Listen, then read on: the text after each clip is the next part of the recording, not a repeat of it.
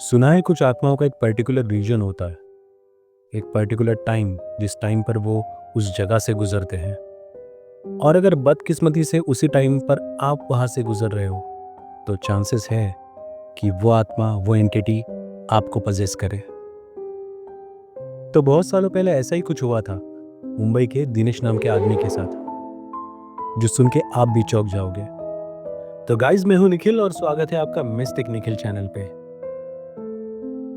तो जैसे मैंने बताया आपको, ये कहानी एक दिनेश नाम के आदमी की है, जो मुंबई का रहने वाला एक नॉर्मल आदमी था। दिनेश शादीशुदा था और उसे एक 4 साल का बेटा भी था।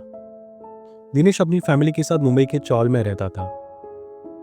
वैसे तो वो एक शांत आदमी था, उसका अपने आस पड़ोस वालों के साथ अच्छा रिलेशन था और वो अपना काम और अपना घर, इसे ही अपनी दुनिया मानता था। लेकिन बहुत जल्द ये दुनिया एक इंसिडेंस के बाद बदलने वाली थी।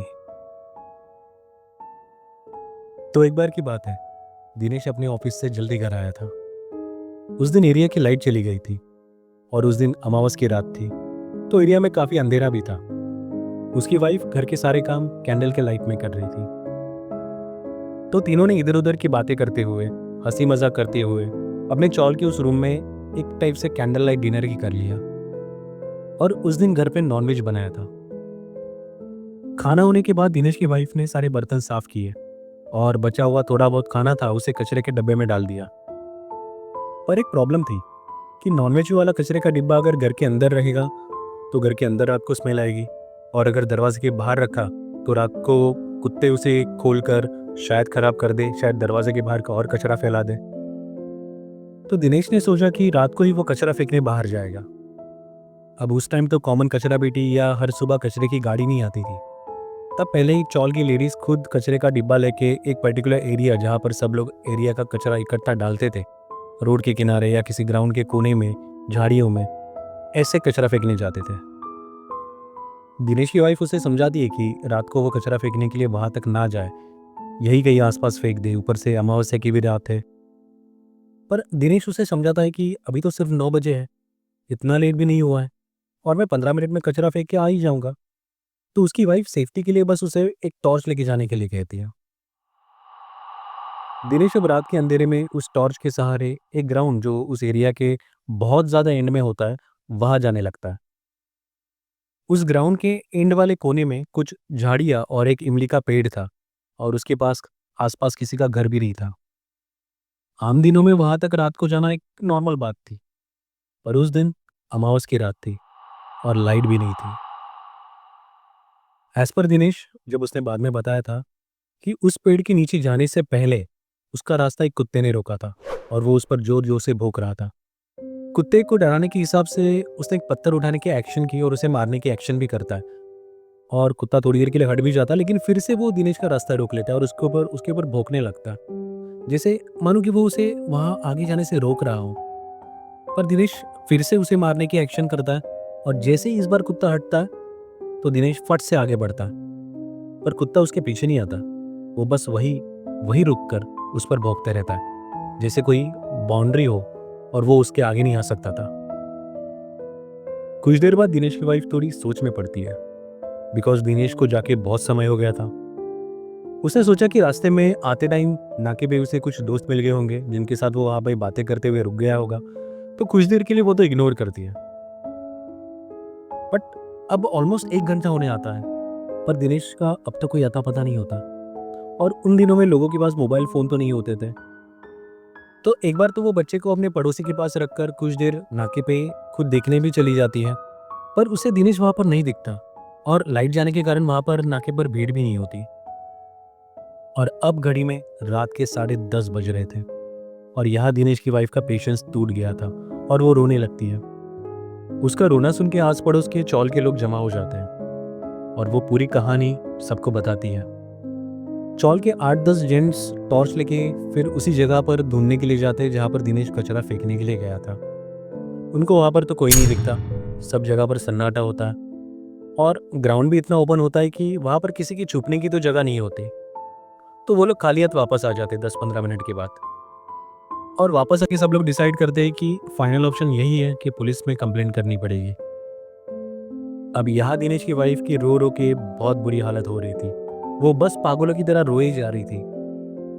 तो जैसे सब लोग डिसाइड करते हैं, सब लोग पुलिस स्टेशन भी जाते हैं, बट एज पर रूल 24 घंटे के पहले मिसिंग कंप्लेंट रजिस्टर तो नहीं की जा सकती। तो पुलिस चौल के लोगों को कहती है कि आप कल तक वेट कर लीजिए, और दोस्त रिश्तेदारों से कांटेक्ट करके पूछने के लिए भी कहती है। उसकी वाइफ को ये सब सहन नहीं हो रहा था, और वो दिनेश को इतनी रात को ढूंढने की जिद पकड़ने लगती है। चौल की लेडीज कुछ उसे रोकती भी है, और फाइनली दिनेश की वाइफ की जिद पर सारे जेंट्स फिर एक बार उसी जगह पर देखने के लिए चले जाते हैं। अब ऑलमोस्ट रात के 12 बज गए थे, और इस बार जब सब लोग दिनेश को ढूंढने के लिए उसी जगह पर जाते हैं तो उनको दिनेश दिख जाता है उसी इमली के पेड़ के नीचे। और वो देखते हैं कि दिनेश वहां पर उस टाइम डब्बे से कचरा फेंक रहा होता है। सब लोग जब दिनेश के पास पहुंचते हैं तो उन सबको एक साथ देखकर दिनेश वैसे ही डर जाता है। उसे लगता है कि घर पे उसकी वाइफ या बच्चे को तो कुछ नहीं हुआ। तो सब लोग दिनेश को बताते हैं कि तुम यहाँ कचरा फेंकने आए थे और बहुत टाइम भी हो गया था, तुम्हारी वाइफ भी बहुत परेशान हो रही थी, तो इसलिए हम आपको ढूंढने के लिए आए थे। फिर सब लोग वहां से निकलकर घर के लिए चले आते हैं। दिनेश की वाइफ दूर से ही देखती है कि दिनेश चौल के बाकी लोगों के साथ घर तक आ रहा है, और उसके हाथ में कचरे का डिब्बा भी है। दिनेश आके उसकी वाइफ को कहता है कि मैंने कहा था ना कि 15 मिनट में मैं आऊंगा, कहा मुझे थोड़ी देर नहीं हुई और तूने रो रो के पूरी चौल को इकट्ठा कर लिया। तब उसकी वाइफ कहती है इस वक्त 12:15 बजे है। तब दिनेश दीवार पर लगी घड़ी को देखता है और फ्रीज हो जाता है। उसको समझ ही नहीं आता कि जब वो निकला था तब 9 बज रहे थे, और जब वो अब वापस आया है तो घड़ी में 12:15 बज रहे हैं। वो अपना सर पकड़ लेता है, क्योंकि उसके हिसाब से वो तो सिर्फ 15 मिनट घर से बाहर था, पर एक्चुअल में वो 3 घंटे गायब था। और ये 3 घंटे में वो कहाँ था, उसके साथ क्या हुआ, उसे कुछ याद नहीं था। चौल के बड़े बुजुर्ग समझ जाते हैं कि आज अमावस्या थी, तो वो उसकी वाइफ को कहते हैं कि एक नारियल उसके ऊपर से घुमाकर उसकी नज़र उतारे और उस नारियल को कहीं दूर जाकर फेंक दे, और उसकी वाइफ वही करती है।